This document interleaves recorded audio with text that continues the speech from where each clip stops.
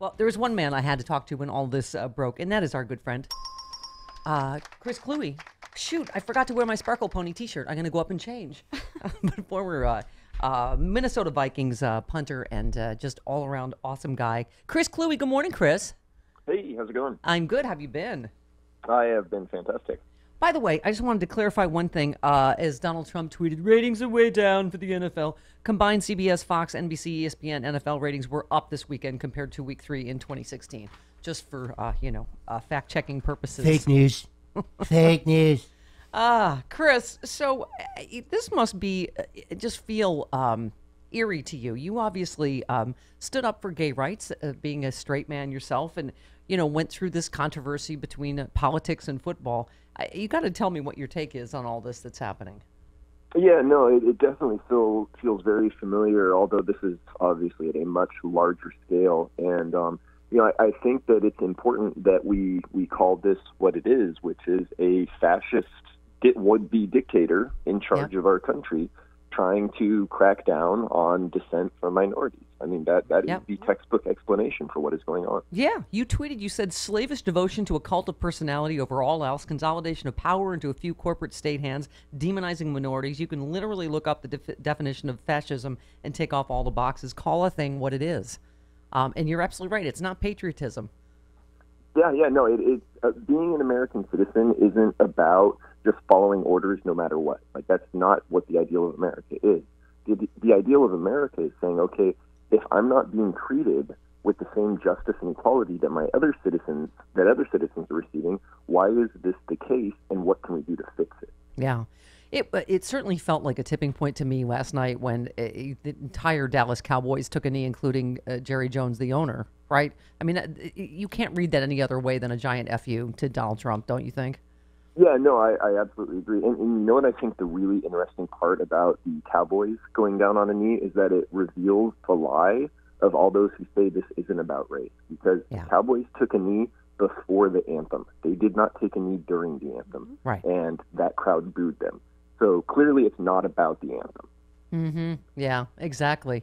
Well, I mean, obviously when Colin Kaepernick, who started this, Chris, said this is about, police brutality against African Americans. How do you say this is not about race? Of course it's about race. Right, yeah, and that's another thing that baffles me with Trump's comments is the fact that he says this isn't about race, but you look at his actions, and every single one of his actions has been about race. The fact that he fails to condemn the Nazis, literal Nazis in the streets of America. There's good people on both sides. But when it comes to the NFL, it's, get those SOBs off the field, fire them. And, okay, well, you're making it really clear which side you're on here. And not just Nazis, Chris, and Klan members, but Nazis and Klan members engaged in violent protest that killed a girl, as opposed to black football players peacefully protesting, right? Right, exactly. And I think what it goes to show is just how much farther we have to come in our country when it comes to addressing these issues of racial inequality, because America has a social contract with its citizens in that if you pay your taxes, if you do all the things that a citizen is supposed to do, the country in return is supposed to treat you with equality and justice. That is our social contract. And right now, for African Americans and many communities of color, that America is not upholding this end of the contract. Yeah. I loved your tweet, your daily reminder that it is quintessentially American to punch a Nazi. Yeah, it's like they gave people medals for that. Right. Yeah. And you also tweeted, if you're trying to use Pat Tillman as some proof of NFL players have to stand, maybe read about the guy. And, of course, his widow echoed exactly that yesterday. I'm sure you heard. Yeah, no, one of the things I do really regret is, never getting a chance to meet or talk with Pat Tillman, because he seems like a guy who really felt and knew what it meant to stand up against oppression and, what it meant to serve his country. And he was very clear, within his, while he was alive, that he did not support the Iraq war. He did not support a war that was built off a lie and was just meant to subjugate people. That wasn't what American service meant. And to think that he wouldn't be out here right now, that just goes against everything for what Pat Tillman stood for. Yeah. Leave it to Donald Trump to be able to ruin football.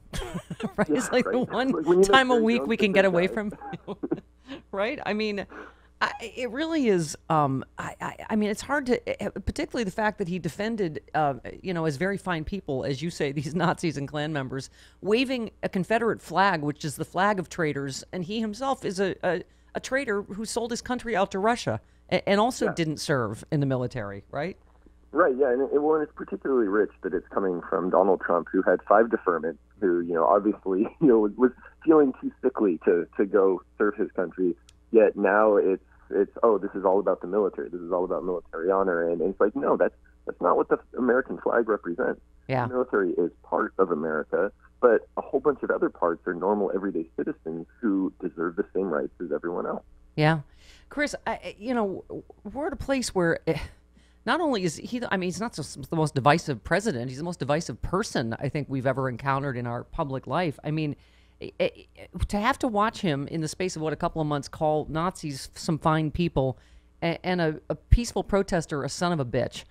Not to mention the fact this is supposed to be the party of family values and all that. I mean, how many people I've heard say, I can't let my children watch the president because I don't ever know what he's going to say. And right? I mean, this is everything we teach our kids not to be.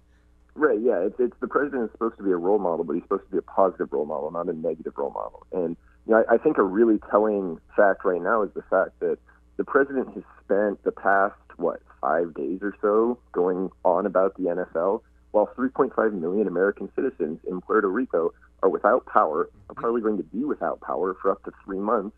Some of them don't have water, and the White House is we'll get around to that when October rolls around. Right. Like, are you kidding me? Right. We were talking about this earlier, Chris. These stories that literally people have 1 day left on their generator to keep their insulin cold. They're running out of water. I mean, it is. And I don't know if you saw. Sometimes I literally don't know if my producer is punking me when she said he sent a bunch of tweets criticizing Puerto Rico. Mm-hmm. Yeah. I'm like, he is a monster. I don't know what else to say. Like and first of all, for having debt, this is a guy that went bankrupt 4 times. Yeah, like if you're going to talk about managing your money, he took his inheritance of several millions, if not hundreds of millions of dollars, and just flat out wasted it. Like, yeah, I think there was a study where he had just put it in mutual funds. He literally the word that when he used the word sad, he meant about Wall Street not getting their money back. He said, which is sad. Not that there's people dying, right? Yeah, there's 3.5 million people. This is a humanitarian crisis. Let's worry about the capital aspects of it. Yeah. I mean, Chris, I just don't know where we're at, where, you see this rally in Alabama where they're booing a war hero dying of cancer, right? John McCain, because he's not voting to take away their health care. Like, I just feel like there are a segment of these Trump voters that we're not ever going to reach, I guess. Yeah, well, so I'll tell you where we're at. We're on a very dangerous path that Germany was walking in the 1930s, and if we continue going down that path, we're probably going to end up in the same place, because fascism it seems like a very easy answer, because it tells you that it's not your fault. It's not your fault that there's no jobs available. It's not your fault that all these things are happening to make your life miserable. It's someone else's fault. And if you can just get rid of that someone else, then things will be better again. And if you look at everything that Trump is saying, that is exactly how he is positioning this country. He's pointing out, this is always someone else's fault. If we can just get rid of those immigrants, if we can just get those black people to shut up, if we can just get rid of the liberals and the fake media, and it's textbook fascism. You know how I know God exists, Chris? Well, first of all, you exist. And secondly, just as you were saying that, on my computer screen, a clip of Hitler speaking came up. I don't know why. But obviously, probably referring to the same thing you're referring to.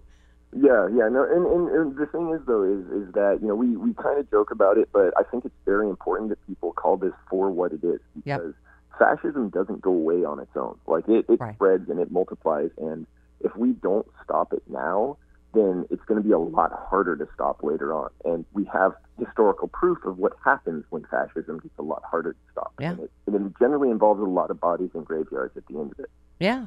Well, Chris, you're a hero to so many people because, not only are you a straight guy, but, you spoke out for marriage equality when that was not, a popular thing to do and was not necessarily, particularly in the NFL. I mean, I guess the good news is it feels like, we've obviously come a little further in how many people are, in this case, not standing up, taking a knee, right, in defense of people that and in many cases that, again, it's people that hopefully that are white that are also, you don't have, like you always said, you don't have to be gay to want equality for everybody. You shouldn't have to be black to go, this is wrong, right?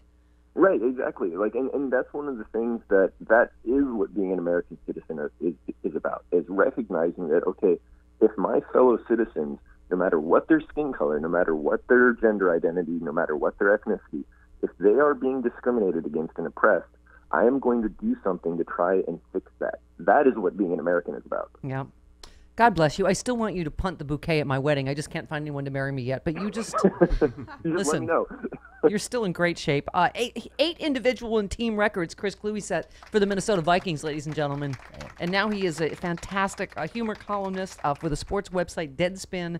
And I just missed you, and I'm so happy to get to talk to you during the middle of all this. Yeah, no, it's been great, and hopefully we come out of this the other side not too scathed, but it's going to take a lot of hard work. Yeah, absolutely, Chris. Thank you so much. Thanks for all you do. Yeah, no problem. Thanks for having me. Talk to you soon. All right, there he goes. He's fantastic. Wonderful. Also handsome and romantic.